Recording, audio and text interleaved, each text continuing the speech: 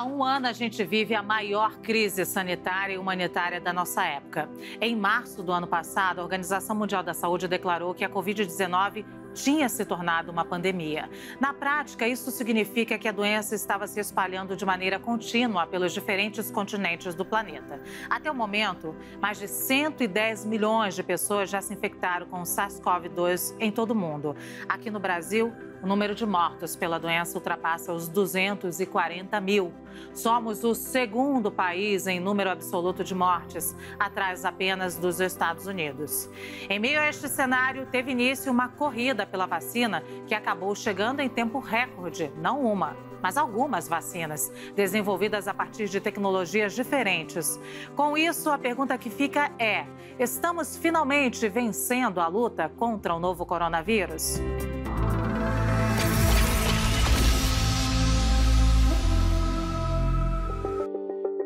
Olá, eu e as minhas colegas Lia Bock, Thaís Herédia e Débora Freitas te damos boas-vindas ao CNN Nosso Mundo. Mesmo sendo do grupo de risco por causa da idade, dos 3 estentes que tem no coração, ele foi para a linha de frente do combate à Covid-19. Cuidava de pacientes e coordenava o Centro de Contingência do Coronavírus em São Paulo, quando ele próprio se tornou vítima da doença. Ele disse que foi um período difícil, admite que sentiu medo, mas garante que não perdeu a fé. Eu não me perdoaria, não seria o que eu sempre fui se me escondesse, disse na ocasião. Essa não é a primeira pandemia que o nosso convidado de hoje, que já ocupou cargos importantes, como de secretário estadual da Saúde de São Paulo, diretor do Instituto de Infectologia Emílio Ribas, já enfrentou. No CNN Nosso Mundo, damos as boas-vindas ao médico infectologista Davi Uip. Seja muito bem-vindo, doutor. Muito obrigado, prazer imenso estar com vocês, uma honra e feliz, né? Que acabou de tomar a segunda dose da vacina, é isso, doutor? Muito emocionante. Acabei de tomar uma dorzinha, uma picadinha, mas foi muito bom. É emocionante. Pois é, dói tomar vacina? Ai, desculpa, Lu, eu estou tão interessada que eu tenho medo. É muito líquido, dói, fica doendo? Olha, é uma dorzinha, mas perto da emoção.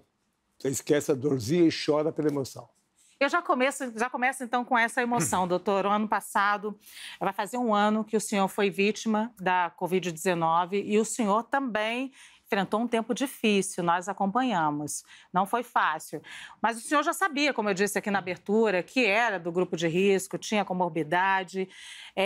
Como foi com a sua família? Como foi lidar com isso? Antes da gente falar da mudança do mundo, vamos falar da mudança do senhor depois da Covid-19.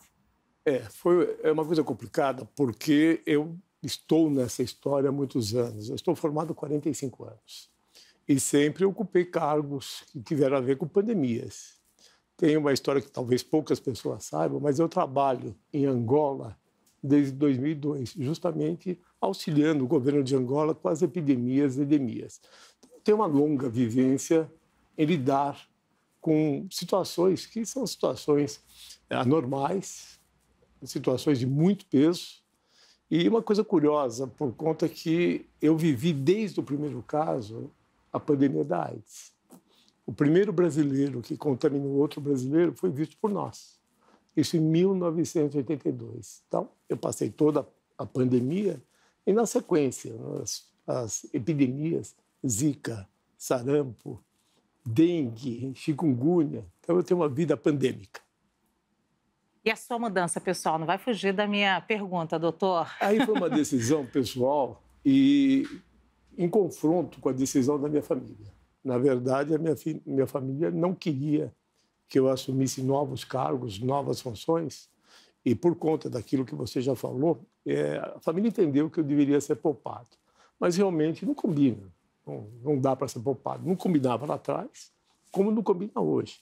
Eu continuo vendo doentes, estou na super linha de frente, continuo no grupo de contingência do Estado, sou reitor do Centro Universitário Média ABC, então continuei. A família ficou desgostosa, depois de aquilo tudo que vocês sabem, a minha família foi muito maltratada, a minha família quase sucumbiu por conta de fake news, de ameaças. Então, esposa atacada, filhos ameaçados, netos. Então, um neto de 12 anos, que já tem acesso à internet, ele dizia, bom, vão matar meu avô. Então, foi uma coisa complicada. Mas na vida é assim, você toma decisões e eu não me arrependo de nenhuma delas. Como o senhor contornou esse momento conturbado daquela época, e mesmo doente? Pois é, tem um momento que eu acho que é crucial nessa história. Se eu não me engano, foi na Páscoa, e estavam meus filhos e eu falei para eles, eu tenho uma história longa. E daqui para frente, o que vai valer vai ser a verdade e o que a história vai contar. Isto que está acontecendo agora passa. Mas a realidade, a verdade do que nós estamos fazendo, que só tem um jeito de definir, é uma missão. Eu não tive cargo, eu não tive remuneração e nem pretensão política, nem pretensão de novos cargos. Eu entendi, como eu entendo, que eu estava cumprindo uma missão como tantas outras. E eu acho que aí, especialmente as minhas duas filhas mulheres, entendeu? Meu filho homem é mais do meu jeito, ele fala, não, pai, você tem razão, vai para frente. E as minhas filhas, sempre muito afetivas, muito queridas, a minha mulher, talvez quisesse que eu fosse menos arredio, mas não teve jeito. Mas o senhor acha, desculpe, Elias, só para pegar um gancho, o senhor acha que esses ataques ocorreram porque achavam que o senhor tinha alguma pretensão política? Acho que sim. Isso foi divulgado. É uma coisa curiosíssima, porque eu deixei claro a minha vida inteira que eu jamais concorreria a cargos. Nunca concorri, nem vou concorrer. Os meus cargos públicos foram conquistados.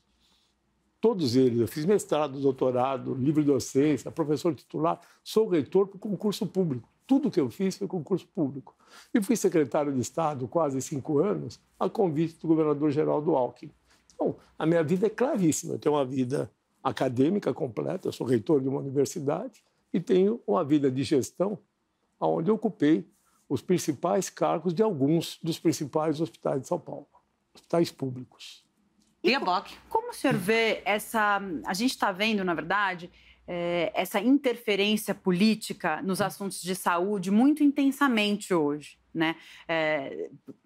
O seu exemplo de que, por medo que o senhor concorresse a um cargo público, lhe atacaram pessoalmente, né? Fizeram uma perseguição e o senhor estava ali na luta de frente contra a Covid. Como é que o senhor vê essa influência política, essa briga, essa polarização atrapalhando num momento tão fundamental de ter união, de ter organização? É totalmente desnecessária, descabida, não tem sentido. Nós estamos no embate e tem alguém que tem que ser vencido, que é o vírus. E esse vírus não é brincadeira. Esse vírus, ele necessita do conjunto de ações contundentes. Você vê, estamos num momento de evolução, de pesquisas, mas não combina nenhum embate político em cima de uma necessidade que não é pública brasileira, é uma necessidade mundial. Quer dizer, nós temos que estar muito unidos num confronto que ainda vai existir e existirá por alguns meses, pelo menos, talvez, alguns anos contra esse vírus. Eu não entendo essa mistura política com ciência. É isso. Doutor Davi, eu ouvi outro dia, ano passado, isso, um amigo me dizer, eu encontrei um turista argentino e ele ficou muito impressionado com as aglomerações no Brasil e ele me disse assim, o coronavírus nunca vai embora do Brasil, ele é muito bem tratado aqui. O senhor concorda com isso? Totalmente. Eu quero dizer uma coisa que é interessante. Nós conhecemos o coronavírus desde 1917. Não há novidade. O coronavírus já era responsável por 10 a 15% das infecções pulmonares em adultos. Houve essa mutação genômica e ele ficou mais agressivo, mais infectante e deu naquilo que nós sabemos. Agora, todos nós temos um pouco a mania de passar a mão na cabeça das pessoas. Nesse momento, a sociedade também é responsável. Não tem sentido essas aglomerações. Não tem sentido o que nós estamos vendo 15 dias depois das festas de final de ano. Toda a área médica, toda a área de saúde foi muito pressionada. Novos casos graves. São Paulo recebe brasileiros de todo o Brasil, graças a Deus. Nós temos esta competência. Mas o sistema de saúde foi muito pressionado por conta da irresponsabilidade de muitas pessoas. E eu fico abismado, né, de ver uma reportagem, uma casa, não sei bem o que era aquilo, 3 andares repletos de pessoas convivendo sem distanciamento, sem máscara. O que eles esperam que vai acontecer daqui a 15 dias? Aí me dizem, não, mas os jovens têm uma doença leve. Mais ou menos. Nós estamos começando a ver jovens também internados. Eu tive recentemente 2 jovens de 36 anos em UTI entubadas. Eu internei um estudante de medicina de 22 anos. Então, não é bem assim. Mas, além desta gravidade, o jovem se contamina e acaba contaminando pais e avós. Então, eu acho que é uma enorme responsabilidade. Mas, doutor, a gente já sabia disso, já vem alertando para isso desde lá do início da pandemia, sobre em relação aos jovens e às crianças contaminarem os mais idosos. O senhor não acha que a chegada da vacina trouxe essa confusão na cabeça dos mais jovens, claro, aliada a um grupo que está há 1 ano dentro de casa, ou deveria estar, tem gente que não está. Há 1 ano dentro de casa, criou-se uma falsa esperança de que a gente vai resolver esse problema nesse momento, rapidamente, e é uma falsa esperança, doutor? Já me responde isso. São 2 fatos. Primeiro que as pessoas se cansaram. E eu sou totalmente solidário a isso. Ninguém aguenta mais ficar em casa. É compreensível. As pessoas precisam trabalhar. Agora, não é disso que nós estamos falando. Nós estamos falando das aglomerações, que elas são desnecessárias. Então, esse tipo de situação de irresponsabilidade tem consequências. Eu sou um indivíduo otimista. Eu acho que a vacina é o grande avanço, não só nessa doença, como de todas as outras. A vacina talvez tenha também trazido esta situação de expectativa favorável e falar, pronto, resolvemos, mas não é assim. Para você ter o impacto da vacina, nós precisaremos ainda de meses e precisamos vacinar. A outra coisa curiosíssima, criticam que o Brasil só vacinou 6 milhões de pessoas, nem poderia ser mais. Nós temos 12 milhões de vacinas, então 2 doses para cada um, o Brasil vacina rápido, o SUS capilariza rápido, nós temos experiência em vacinação em massa. Cada ano nós vacinamos 80 milhões de brasileiros da vacina da gripe. Agora, precisa ter vacina. Eu estou otimista também por conta dos institutos. Tanto o Instituto Butantan como o Manguinhos têm grande competência de produção. Quer dizer, a hora que eles tiverem os insumos, o Butantan já tem, Manguinhos está chegando, Fiocruz, nós teremos uma grande produção de vacinas. E ainda completando, eu acho que em breve o Brasil terá várias vacinas de composições diferentes, podendo atender o maior número de brasileiros possível. Débora? Doutor Davi, nós vimos algumas cidades adotando o lockdown recentemente, que é a proibição de circulação, a menos que seja para serviços essenciais. O senhor acha que se lá no início da pandemia o estado de São Paulo, onde começaram a aparecer os primeiros casos, tivesse adotado o lockdown, teria sido diferente? E o senhor acha que essa medida ela continua sendo efetiva, mesmo que adotada agora? Eu vou dizer porque isto foi muito discutido no centro de contingência. A minha conclusão, à época, que era impossível fazer lockdown em São Paulo.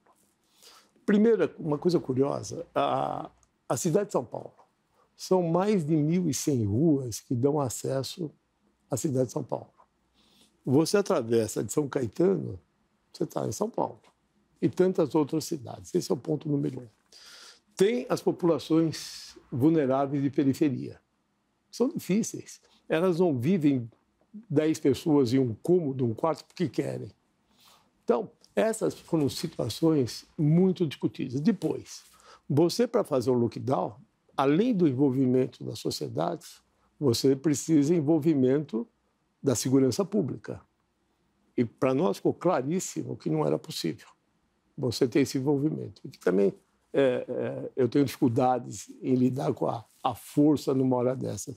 Eu sou muito mais a favor do convencimento. Então, eu não acredito em lockdown no estado de São Paulo. Circunstâncias, coisas pontuais que está acontecendo em Araraquara, acontecendo em Jaú, talvez, por conta que são momentos e os prefeitos tiveram que tomar decisões.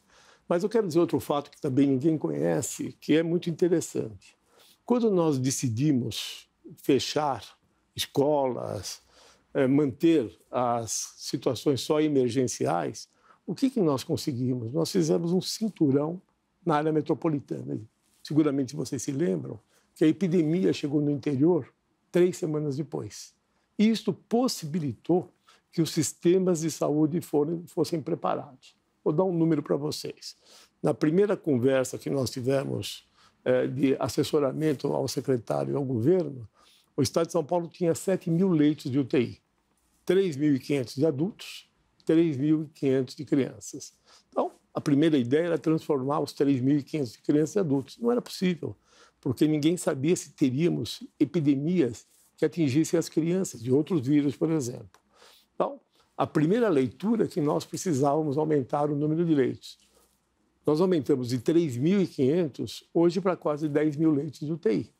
O Estado de São Paulo, somando os leitos filantrópicos estaduais públicos e privados, nós temos hospitais, mais de 800 hospitais. Então, São Paulo tem um sistema sólido de saúde. Tanto é verdade que ele não ruiu, diferentemente de grandes metrópoles e grandes países. Então, tudo isto foi colocado na mesa e no jogo, e nós optamos pelo distanciamento social, que eu acho que foi absolutamente acertado.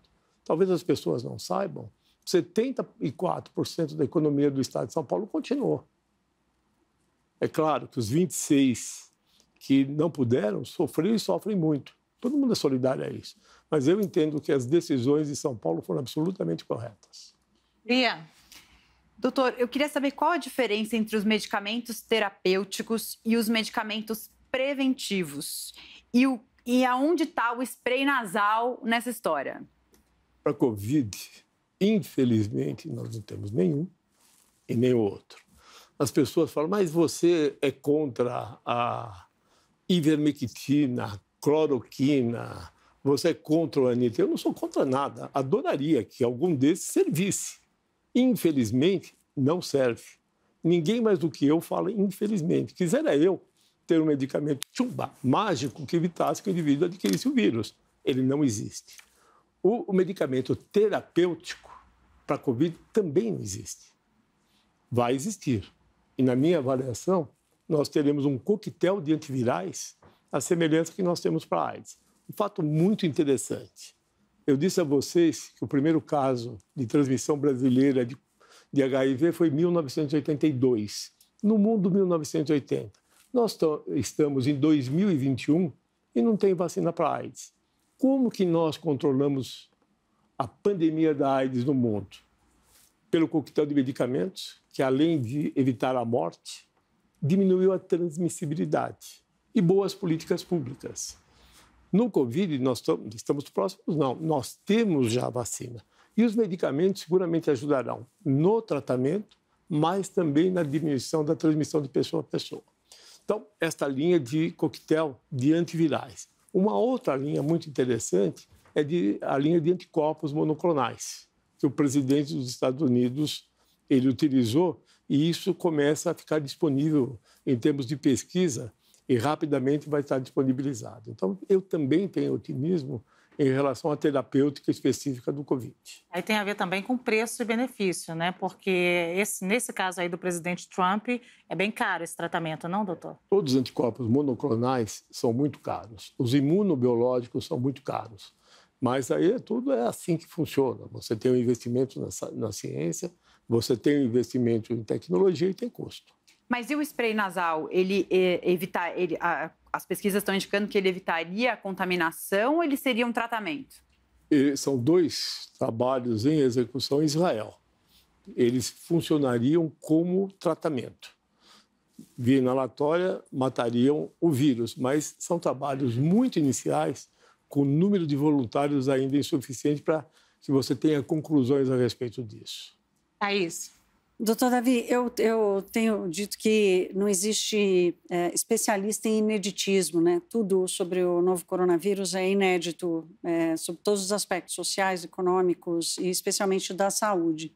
E talvez o brasileiro também tenha sido inédito para o brasileiro se confrontar com a situação da saúde pública do Brasil em geral. Todos, 100% de nós se deu conta do que é o sistema de saúde no Brasil, o lado bom e o lado ruim. O lado bom, temos um SUS, que certamente salvou muitas vidas.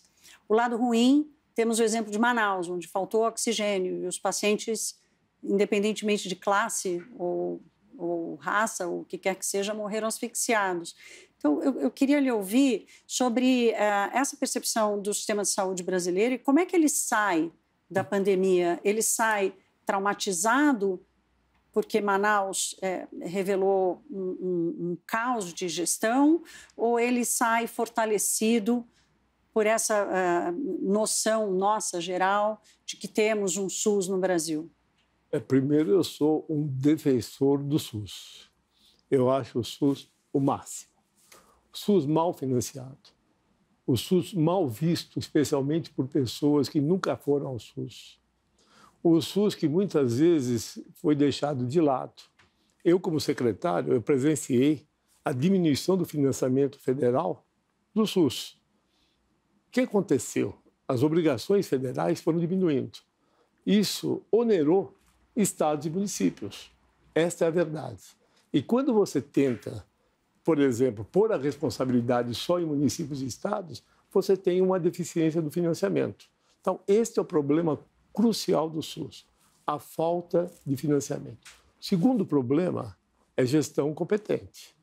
Você tem que ter gestão competente. Você precisa de dinheiro, mas você tem que ter competência. E o terceiro é referência contra referência. O que eu estou dizendo? Você precisa de leitos de UTI, mas depois da UTI, esse indivíduo tem que ir para algum lugar. E aí é difícil. E do lado de cá, você tem a atenção primária, que ela tem que ser resolutiva. Ela tem que resolver 90% dos problemas da saúde pública dos brasileiros. Outro problema muito importante é a informatização. Nós vimos todas as dificuldades por falta de uma informatização uniforme. Então, o SUS, ele é um grande avanço, inclusive ficou referendado no mundo inteiro. Agora, ele precisa de aprimoramento, financiamento, informação e qualidade de gestão. Débora Freitas. Bom, a gente está aqui tentando achar formas de continuar, né?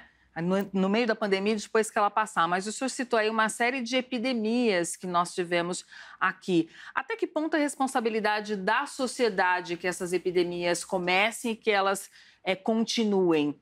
Ou isso é só uma questão de saúde? Eu acho que tem tudo a ver. Primeiro, nós não precisaremos ficar esperando o próximo vírus da China, né? Vai ver o que vai acontecer na Amazônia. Eu tenho uma coisa curiosíssima. Minha prova de livre docência de erudição é uma prova que você tem que dar em 1 hora e preparar em 24 horas anteriores. Caiu vírus hemorrágicos, febre de origem viral hemorrágica. E eu fui estudar isso em 1996. Quais são os vírus? A hora que eu me deparei com os vírus que tem no Brasil, eu me assustei. Eu havia visto casos de dengue e febre amarela. E os outros eu nem conhecia. Então, nós temos esse primeiro problema, que é um problema ambiental e de saúde pública. Muito importante. Segundo, que é vital, esta loucura de falar contra a vacina. Isto é uma irresponsabilidade. Eu falo que a medicina teve 3 avanços: antibióticos, vacinas e água tratada. Então, se você tiver uma população vacinada daquilo que puder ser vacinado, tiver cuidados com o meio ambiente, vou dar um exemplo para vocês. Eu vou implantar um projeto industrial num local que tem malária. Como é que eu evito? Então, o meu trabalhador que vai para lá faz um exame de ponta de dedo para ele ver se tem plasmódio ou não. Tem plasmódio, trata e entra. Agora, se você não fizer esse examinho, ele vai entrar, vai se infectar, vai ser picado e vai infectar os outros. É assim que as coisas acontecem. Então, bom senso e qualidade resolve muitos dos problemas que seguramente nós continuaremos tendo no Brasil. Doutor, eu queria falar de movimento antivacina, mas eu queria falar de algo até, acho que me permite dizer, até pior que isso, que é fake news que o senhor já introduziu aí em relação às vacinas. A gente tem uma matéria exclusiva agora da CNN, está lá no ar, por ação do Zé Brito, mostrando que as populações da Amazônia, se eu não me engano, lá no Pará, a gente tem várias etnias indígenas se recusando a tomar a vacina nesse momento por conta de fake news. Desde dizer, você vai tomar a vacina e vai morrer, você vai virar jacaré e todo tipo de fake news que tem lá por lá nesse momento. A gente está colocando em risco, já que o senhor conhece bem, está colocando em risco toda a região e todo o Brasil. E aí eu lhe pergunto como o senhor, como cientista, que passou por tudo isso que a gente já disse aqui, está vendo esses movimentos de fake news em relação à vacina? Eu acho que é responsabilidade de todos nós. Do sistema de comunicação sério, são vocês, não é? É sério, vocês têm a capilaridade de poder comunicar e informar da melhor forma. Nós temos que ter um discurso que as pessoas entendam. Olha, eu me decepcionei na vida, muitas vezes, com a história da AIDS. Eu falo de prevenção de AIDS desde 1982. E muitas vezes eu vi, a despeito de tudo que eu e tantos falaram, as pessoas se arriscarem. Então, eu acho que fundamental a comunicação. A parceria, ciência e comunicação é fundamental. Um avanço que nós tivemos agora, que foi este binômio, área de saúde e comunicação. Vocês não acreditam, mas muitos médicos tinham receio de falar com a imprensa. Não gostavam, achavam que não deviam, que era uma exposição. É obrigação.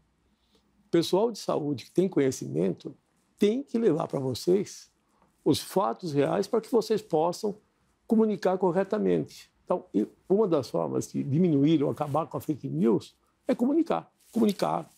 Descobrimos excelentes comunicadores como médicos nesse período, excelentes quadros, comunicadores, além de médicos. Mas é importante e é obrigação. Eu sempre estimulei, as pessoas brincam que eu gosto tanto de comunicar, porque se abrir a geladeira e aparecer uma luz, eu apareço. Mas é bem isso. Eu tive um professor, o professor Vicente Amato Neto, que foi professor titular, um indivíduo espetacular, que ele falava para mim, Davi, se você não falar, outro vai falar. Então, é tua obrigação expor as tuas ideias, se expor na frente de câmaras. Você vai errar muito, vai acertar outras vezes, mas é tua obrigação. Isso ficou muito claro e muito bem revelado. E do lado de vocês fizeram uma boa comunicação porque vocês estavam bem informados. Mas teve médico fazendo fake news também, doutor Davi.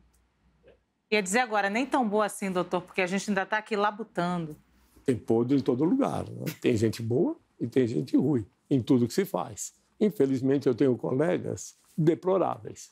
Isso é uma infelicidade pessoal, mas paciência. A gente viu nas brechas da vacina alguns fura-filas, que não foram exatamente fura-filas, porque eles foram autorizados a se vacinar, como psicólogos, veterinários e até personal trainers, né? Mas pensando que a gente é o país da capilarização da vacina, da organização da vacina, o que o senhor acha que aconteceu com essa organização que possibilitou esse tipo de coisa? Foi má fé ou foi só realmente uma atrapalhada ali? Pelo que eu entendi, foi a interpretação da lei, que possibilitava que profissionais da saúde da linha de frente fossem vacinados a despeito da idade. Então, é uma coisa que houve a interpretação. Eu não acredito que, na grande maioria das vezes, foi má-fé. Algumas vezes, interpretação da lei e a outra oportunidade de alguém ser vacinado. Não vi isso como rotineiro má-fé. Só para não perder o gancho dessa pergunta da Lia, doutora, a gente viu também agora casos que a gente queria que fosse pontual, um caso, mas não foi, infelizmente. Casos de gente colocando vacina de ar. Como o senhor, como um profissional da saúde, viu esses casos? Que para a gente foi tão chocante isso, tão chocante ver corrupção nesse momento em que a gente vive no Brasil uma pandemia com 240 mil mortos? Fiquei tão chocado quanto vocês. Aliás, eu ando me chocando mais do que devia. Quando eu vejo que alguém rouba... Bom, para mim, roubar é um negócio que sai fora dos meus conceitos, eu não consigo imaginar. Mas que alguém rouba material que vai ser usado para a saúde, alguém tira proveito, superfatura, eu continuo ficando chocado. Isso me gera uma indignação que não tem limite. Eu, como secretário, eu até brincava com o governador Geraldo Alckmin, que nós tivemos quase 5 anos sem um escândalo na saúde. Dizer que nada acontece é pouco provável, mas o governador era muito rígido, ele sempre dizia, as pessoas podem errar, os governos não. E você tem que ser sério, você tem que cobrar, você tem que fazer tudo de melhor. Você não pode concordar com essas coisas nem com a corrupção. Então, isso continua me chocando. Eu acho que são coisas inadmissíveis. Thaís. Achei que era a Débora. Não, eu quero voltar aqui no tema da vacina, que nós estamos... A vacina foi... Esse debate foi super politizado aqui no Brasil e a discussão sobre quanto que a gente precisa alcançar de vacinados no Brasil para que a gente possa assistir a um desafogamento do sistema público. Mas até essa noção, ela é difícil, porque ela também está polarizada, né? Não é só a questão de profissional de saúde, se personal trainer, fisioterapeuta tem que ir antes da senhora, mas eu acho que também a quantidade versus a capacidade de produção. Como é que o senhor está vendo esse equilíbrio? E eu ainda vou botar o Ministério da Saúde aí no meio, que tem ajudado a colaborar com essa confusão. Primeiro, eu quero fazer uma definição, porque houve um erro na minha leitura grosseiro. Você não consegue fazer política pública com imunidade de rebanho em infecção natural. Não dá para sair fazendo análises em cima de quantos se infectaram naturalmente pelo vírus e dizer que há uma população já protegida a partir do número de infectados. Você faz essa imunidade de rebanho pós-vacina. Você tem uma vacina, conhece a eficácia, eficiência e dosa depois o resultado. Para que isso ocorra, nós precisamos vacinar muitas pessoas, provavelmente mais de 70%. Então, 70%? Mais de 70%. Porque aí você também discute a eficácia da vacina. Então, vacina precisa ser entendido que ela tem alguns objetivos. Um deles é diminuir a transmissibilidade. O segundo é diminuir a morbidade, número de doenças. E, por fim, a letalidade. Se você tem vacinas que você diminui a morbidade e a letalidade, é um avanço incrível. Inclusive, porque as pessoas vão ficar menos doentes, morrer menos, mas você desafoga o sistema de saúde. Então, tudo isso está acontecendo e vai ter que ser avaliado. Ainda nós não temos todas essas respostas. Qual a expectativa que o senhor tem assistindo à movimentação, inclusive ao esforço dos institutos para aumentar a sua capacidade de produção? Qual a expectativa que o senhor tem? Nós vamos passar o ano inteiro vacinando? Nós aqui, por exemplo, entre 50 e 40 anos, a gente vai ser vacinado esse ano? Nós temos... Eu continuo otimista e eu acho que nós vamos ter muitas vacinas e nós vamos ter vacinas para todos. O problema é tempo, não é? Quanto aos institutos, são dois grandes institutos à semelhança de outros. São sérios, são competentes, estão envolvidos e vão dar as respostas que nós precisamos. Eu quero até fazer um anexo de homenagear as pessoas, os profissionais que estão no embate, na linha de frente. Normalmente, quando você fala em profissional, você fala do médico, mas não é só isso, né? Eu estou vendo o repórter ali na frente. Eu vi uma porção de repórteres se contaminando. Outro dia eu fiz uma live com o médico, o Dr. Salim, que eu enalteci o fonoaudiólogo, o fisioterapeuta, o enfermeiro, que as pessoas às vezes não percebem, mas o fonoaudiólogo está treinando o indivíduo a voltar a comer. O fisioterapeuta, ele fica 24 horas em cima. Vocês estão entrevistando. Então, eu acho que essas pessoas precisam, sim, ser homenageadas e lembradas. Eu acredito muito, eu estou otimista que até o final do ano nós vamos conseguir vacinar uma boa parte da população, inclusive as meninas de 30 a 40 anos. Somos nós, hein, Débora Freitas? Doutor, aliado a tudo isso, nós temos o surgimento de novas cepas. Quais as consequências dessas mutações se a gente não conseguir avançar na velocidade da vacinação?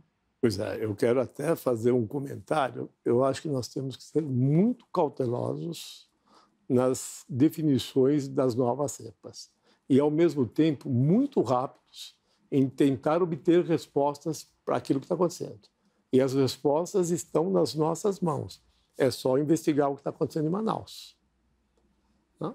Nós teremos muitas respostas daquilo que nós estamos aprendendo em Manaus, daquilo que nós estamos investigando. Então, essas cepas, elas precisam provar que elas são mais infectantes, que elas causam mais doença e doença mais grave. Até este momento, o que está provado é que a cepa da Inglaterra é mais infectante. Todo o resto tem que ser tem que ser comprovado.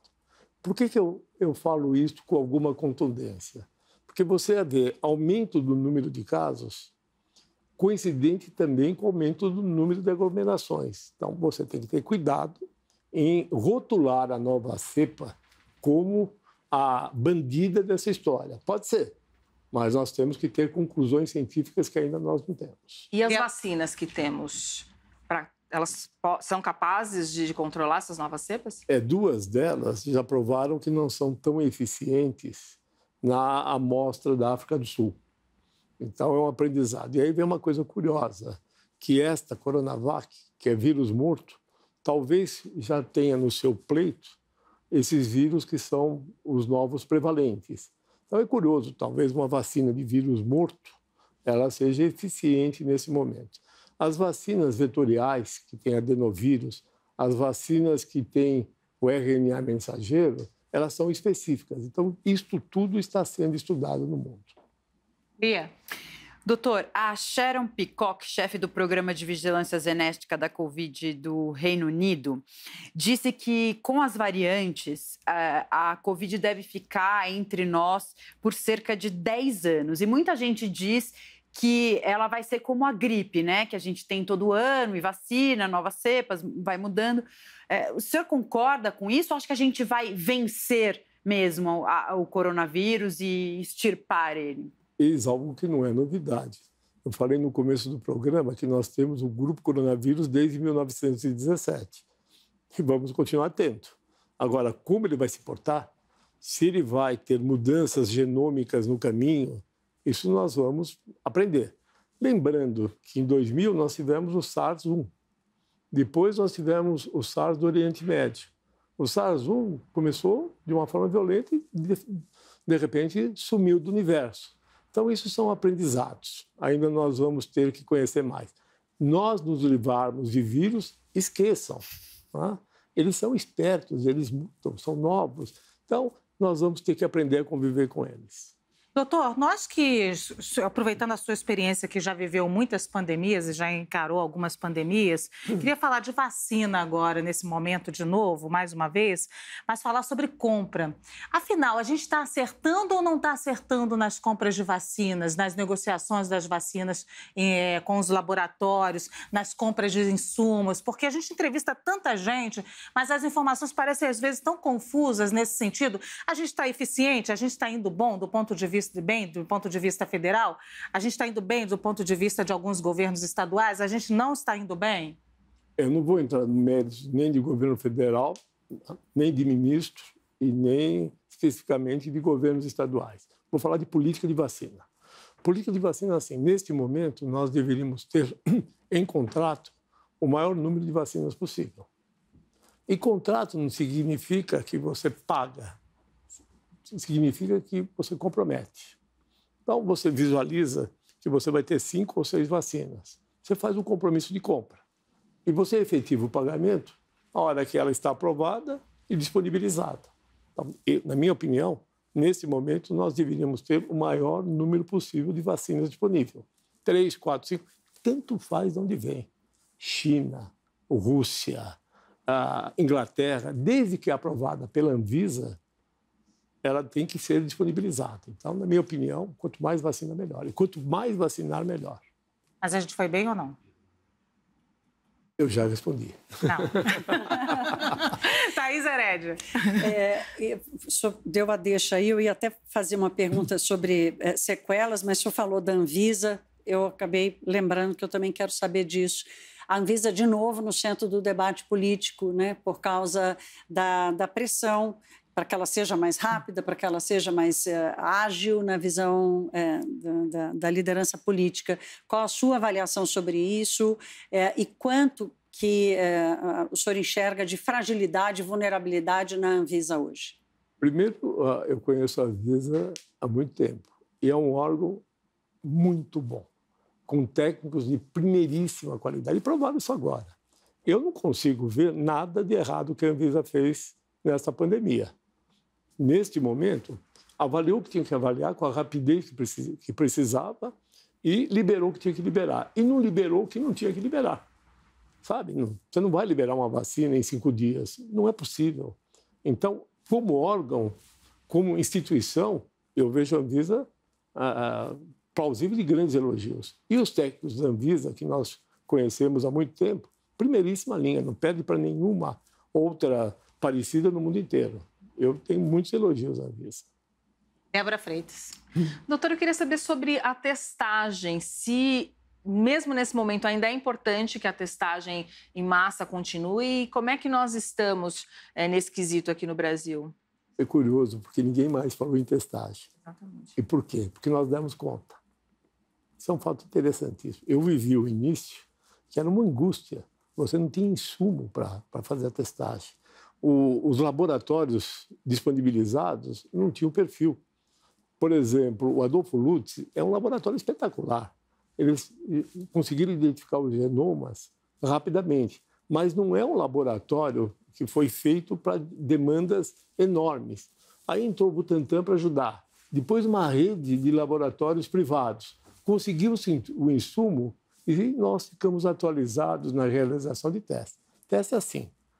Desde que você tenha um programa, inquéritos soro-epidemiológicos, tem que testar. Quanto mais você testa, melhor o conhecimento. Isso é uma história desde o começo. Mas eu costumo dizer que existe o mundo ideal e o mundo real. O ideal nós sabemos, é maravilhoso, mas é possível aquilo que você falou. Então, muitas vezes, nós não conseguimos porque não era possível. A discussão de máscara. No primeiro momento, eu fui um que falei com limitação de máscara. Ora, nós tínhamos dificuldade de ter máscaras para os profissionais de linha de frente. Como é que você advogava a máscara para a população? Saía da onde? Não é isso? Então, as pessoas falam, bom, mas o que vocês erraram? Não tem erro, tem aprendizado. Pandemia é isso, você aprende todos os dias e é surpreendido. Então, você tem que ter a habilidade de ir e voltar, inclusive nas suas opiniões. Eu queria falar um pouco de HIV. Hoje o cenário, a gente tem as PrEPs, que trouxeram alguma segurança, né, de um lado, e do outro a gente tem uma ministra que defende a abstinência sexual como uma forma de evitar DSTs e gravidez. Esse cenário pode prejudicar o combate ao HIV? Olha, o HIV é bem conhecido por todos nós. Eu só acredito em informação, comunicação e convencimento. Você não muda comportamento com leis. Tá? Você tem que informar e convencer as pessoas. O PrEP, tanto o pré como o pós, foram avanços.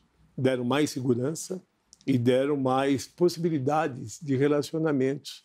Mas eu quero dizer a vocês que é o seguinte, o PrEP, ele ajuda a evitar AIDS, mas não evita as outras doenças sexualmente transmissíveis.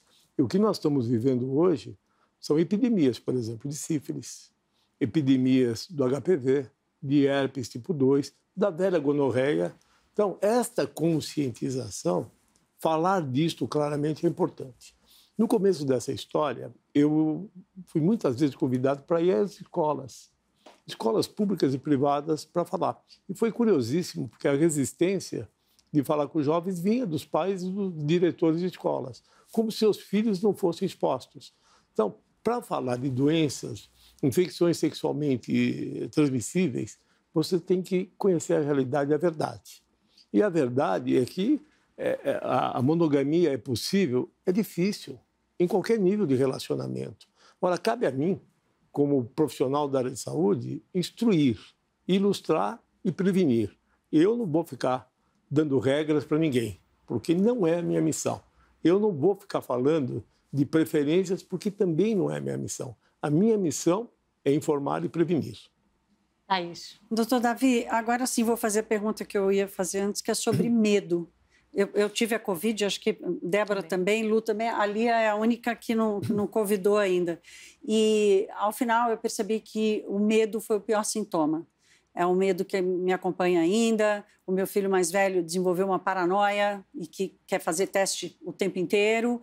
E eu vejo isso e ao mesmo tempo, a gente assiste, por exemplo, semana passada ou alguns dias, uma pesquisa, 80% dos pacientes têm algum tipo de confusão mental, perda de memória, né? Aí meu marido já olhou e falou, tá explicado. Então, esse medo, como é que o senhor acha que a gente tem que conviver com isso? Eu vou contar. E a minha experiência, não só como doente, porque eu fiquei com medo, como o que eu estou vivendo. Eu tive centenas de pacientes com Covid. Então, o primeiro medo é quando o indivíduo tem a notícia. Ele fica assustado. O segundo medo, quando ele se afasta. 14 dias isolado. O terceiro medo, quando você diz para ele que ele vai para o hospital. Agora, que é medo mesmo, quando você fala, olha, você vai ter que ir para a UTI. Aí estigmatizou. Você fala a palavra UTI e intubação, as pessoas realmente ficam muito assustadas e não é sem razão. Mas o que eu quero dizer é que UTI não é o final, é a porta de saída. A grande maioria dos pacientes que está indo para a UTI está saindo viva, mas é muito assustador. E o que eu tenho visto pós-Covid, nos pacientes mais ou menos graves, é pânico. Pânico que precisa de tratamento psiquiátrico, precisa de tratamento psicológico, psicanalista, porque as pessoas ficam mesmo muito assustadas e precisam ser tratadas. Isso nós estamos vendo. E quando você olha o que essa pessoa passou, ou o que ela temeu, é totalmente justificável. Eu tenho pacientes que ficaram internados 6 meses em UTI. Em algum momento, eles estavam tetraplégicos, estavam intubados, foram acordados, foi tirada a sedação, deixaram de ser neuromuscular bloqueados e ficaram acordados, com a traqueostomia sem poder falar e tetraplégicos. Quer dizer, se recuperaram e vão se recuperar. Mas como é que é este momento na vida desse indivíduo? Eu tenho um áudio de um paciente que contou como foi essa vivência dele. E é realmente assustador. Dizer que isto não deixa sequelas seria uma aventura. Eu estou muito preocupado com todo este lado emocional. E tem mais. A sala de espera de UTI, que são as famílias. Esse paciente, ele está isolado. Ele não tem comunicação externa. Então, as famílias ficam muito preocupadas, com toda a razão, e distantes. Então, isso é diferente de tudo que eu vi até hoje. Débora. E nós estamos preparados, do ponto de vista das políticas públicas, para tratar, para atender a população, depois dessas sequelas, saúde mental, por exemplo? Muita gente está sendo afetada e vai continuar sendo afetada pela pandemia. Como é que a gente vai cuidar disso? Isso é um desafio. É um grande desafio, porque nós estamos vendo que essa doença, que ela é multissetorial, ela é multiprofissional, vai precisar de tudo isso. Eu não acho que nós tenhamos uma estrutura competente e do porte que nós vamos enfrentar, do que nós vamos precisar para enfrentar tudo isso. Eu acho que tem que ser pensado, reformatado e talvez ter novas direções. Esses pacientes precisam ser acompanhados. Isso é uma necessidade do dia a dia. Em paralelo, o que estamos vendo? Aumento do consumo de álcool, aumento do consumo de drogas. O paralelo da pandemia, o paralelo do isolamento também é difícil. Então, teremos que ter novas políticas públicas. Doutor, o senhor já comentou aqui ainda há pouco, falou sobre, não sobre desigualdade, mas pela tangente, o senhor chegou a falar da sua preocupação com as populações mais pobres quando são infectadas, sobre populações que moram em casebres, o senhor ainda falou ainda há pouco. E aí eu lhe pergunto, o que a gente vai fazer? A gente não tem uma estatística de quem são essas pessoas que estão morrendo, de quem são as vítimas e principalmente do que vai acontecer daqui para frente, né? O que a gente está fazendo em termos também de política pública para proteger, para que quem morra, para que o abismo social que existe no Brasil não se transmita também no coronavírus? Eu acho que esta é a maior lição. Não dá para continuar com essas desigualdades. Não dá. Não é? Essas diferenças que são inaceitáveis é o que acontece agora. Quando você vê isso eclodir, né, na cara de todos nós, você tem que refletir da tua história e da história de todo mundo. Nós temos dívidas com essa população. Eu trabalhei muito em campo. Falei de Angola, trabalhei no Vale do Jequitinhonha, trabalhei em Marabá. Eu sei o que é pobreza e sei o quanto é duro a pobreza e as pessoas o que vivem nessa pobreza. Né? Pobreza de tudo, não tem acesso a alimentos, a água, a educação. Então, o Brasil tem que remodelar, repensar e usar como exemplo essa vivência doída para mudar o jeito. Eu acho que nós temos que amadurecer. Doutor, a gente está chegando ao fim do nosso programa. Normalmente eu peço aqui uma mensagem que nos eleve, que nos leve para esse momento mais positivo para o futuro. De esperança. De esperança, né? A gente normalmente traz isso, mas eu gostaria mesmo que o senhor nos fizesse aqui agora um apelo para quem está na rua, para quem está aglomerando, para quem ainda está fazendo festa nesse momento que a gente tem 240 mil mortos no Brasil. Eu vou falar de duas formas. Primeiro, de esperança. Eu tenho muita esperança, tanto de uma solução preventiva por vacina como terapêutica. E depois o puxão de orelha. É inadmissível que as pessoas sejam irresponsáveis ao ponto de se aglomerarem, adquirirem o vírus e transmitir para outras pessoas. Isto é inadmissível. Quem não acreditar, só uma historinha de 1 minuto, veio uma paciente no meu consultório me dizer que eu estou exagerando, que não é tudo isso a doença. Eu disse para ela, põe uma roupinha branca, salto baixo, porque você vai andar muito, e vem passar visita comigo. Vem ver o que eu estou vendo, vem ver o que os profissionais da saúde estão vendo. Nós estamos todos esgotados, para depois você desacreditar e fazer festa com 500 pessoas, festas com 1.000 pessoas. Então, isso é de uma inconsequência inaceitável nesse momento. Então, uma palavra revigorada de prevenção, uma palavra revigorada de zelo com si e com a vida dos outros. O doutor segue firme agora no combate ao coronavírus? Aqui eu estava fazendo a conta, nós temos 4 ex-Covids e uma que tem que ser estudada porque, felizmente, não pegou. Mas eu continuo no centro de contingência, continuo na universidade atendendo centenas de pacientes e eu faço isso com muito prazer e com muito orgulho. Força, vida longa, saúde para o senhor, doutor. Muito obrigada. O doutor Davi fala, estamos trabalhando pouco. A gente trabalha mais e mais, doutor. Muito obrigada por essa entrevista aqui. O nosso programa com o médico infectologista Davi Uip está disponível na íntegra no site cnnbrasil.com.br e também no nosso canal no YouTube. Muito obrigada, time. CNN, a maior do mundo, líder em independência.